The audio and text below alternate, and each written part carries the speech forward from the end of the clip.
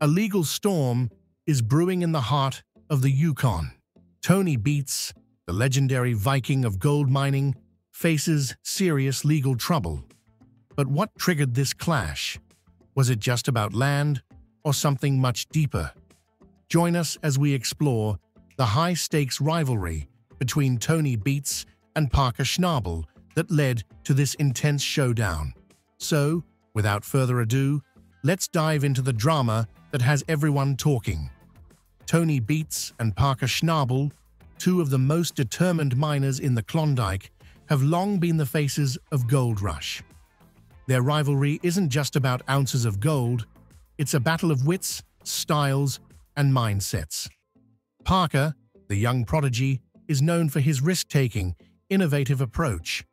Armed with cutting-edge technology and a strong team of loyal, hard-working miners, he has spent years pushing boundaries and making a name for himself, transforming from a teenage rookie to a mining sensation.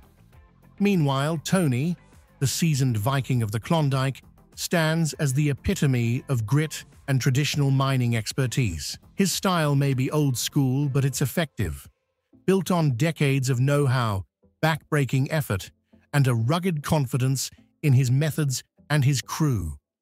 Their relationship began with Parker looking up to Tony as a mentor. Tony was a valuable resource, sharing wisdom and guidance as Parker found his footing. However, as Parker's ambitions soared and his success grew, the dynamic began to shift. Tony, who once saw Parker as a protégé, now found himself faced with a serious competitor. Their friendship turned rivalry when Parker leased land from Tony, and issues over royalties, control, and even land boundaries started to fuel heated disputes. What once looked like a friendly competition became a fierce battle for dominance and ultimately legal trouble. This season has been the most intense yet, with the Yukon's brutal winter adding even more obstacles. Parker's crew hit frozen pay dirt at the Indian River claim, an icebound mess that brought their operation to a halt. But true to form, Parker wasn't ready to give up. He poured resources into specialized machinery, cutting-edge equipment designed to penetrate frost and get the mining back on track. Parker's team, guided by his relentless drive, managed to keep operations afloat, showcasing Parker's determination to meet his gold targets despite the harsh conditions. In contrast, Tony's team faced their own share of setbacks. But Tony's methods are rooted in resilience and ingenuity. Known for his love of massive machinery, he took a risk this season by reviving an old dredge, a huge piece of equipment that most miners abandoned years ago. After 5 long years of restoration, the dredge was up and running, helping him extract gold at an unprecedented scale. Though some saw this move as a gamble, Tony's confidence paid off as the dredge began producing results. Their different approaches have only added fuel to the fire between the two crews. This rivalry has led to both tactical maneuvers and moments of extreme tension. On the ground, Parker has spread his team across multiple sites to minimize risk and maximize gold recovery. Diversifying his operations meant even more coordination, but it also offered higher potential for success. Meanwhile, Tony's decision to rely on the dredge represented a bold risk-reward strategy. Each miner was pushing hard, their methods a mirror of their unique personalities. But as their ambitions reached new heights, so did the pressure. Minor conflicts became full-blown confrontations. The competition took a sharp turn when a dispute arose over access to a water source crucial for both operations. The arguments got heated, eventually leading to a physical scuffle between the teams.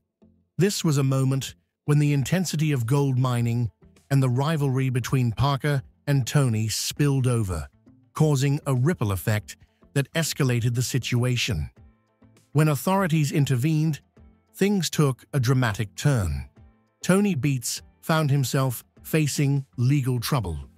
It was a mix of misunderstandings over permits, environmental rules, and territorial agreements that led to his arrest.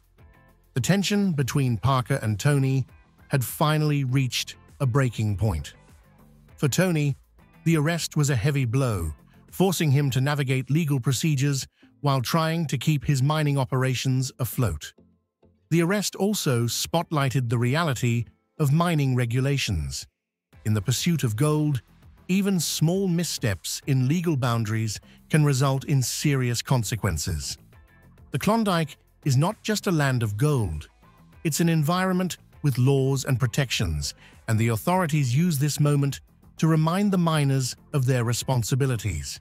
Compliance with environmental rules, land agreements, and water usage rights became front and center, affecting not only Tony's operations but sending a message to the entire Gold Rush community. For Parker and Tony, the fallout from this incident was a harsh wake-up call. It brought a new layer of tension to their already strained relationship, forcing both men to confront the costs of their rivalry. For Parker, it was a reminder of how close ambition can bring someone to crossing legal lines. For Tony, the arrest meant reassessing the balance between pushing boundaries and respecting regulations.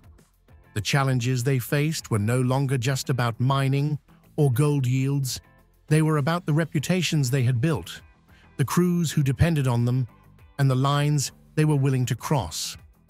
In the aftermath, both leaders knew they had to make peace, at least for the sake of their crews and families. These miners, though fiercely competitive, are bound by a shared purpose and respect for the craft. Behind the scenes, the support from family members and crew has always been a vital part of their journey.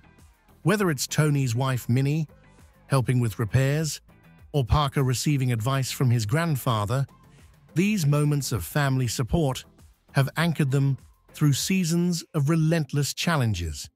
This season stands out as a reminder of the human side of gold mining. While the competition, machinery, and gold numbers take center stage, it's the resilience, the family support, and the commitment to the work that truly define these miners. Their paths have crossed in ways neither expected, and while they may not see eye to eye, they share a deep respect for the demanding life of the Klondike. The rivalry between Parker Schnabel and Tony Beets is legendary, a tale of two driven miners, each determined to leave their mark on the Klondike. But with legal troubles, fierce competition, and personal pride in the mix, the stakes are higher than ever. As this season unfolds, viewers will see a battle not just for gold, but for the survival of legacies and the power of family bonds that go far beyond the glitter of gold. Will Tony's experience and grit outlast Parker's innovation and ambition? Or will this season be a turning point that changes the course of their rivalry forever? Stay tuned to witness the next chapter in this high-stakes gold rush drama, where every day brings a new challenge and no one knows what tomorrow holds. Thanks for sticking with us through this incredible story of grit, rivalry, and high-stakes drama in the Klondike. If you're as fascinated by this world of gold mining as we are, don't forget to hit that like button and subscribe for more incredible stories from the Yukon and beyond. The gold rush continues, and there's plenty more to uncover.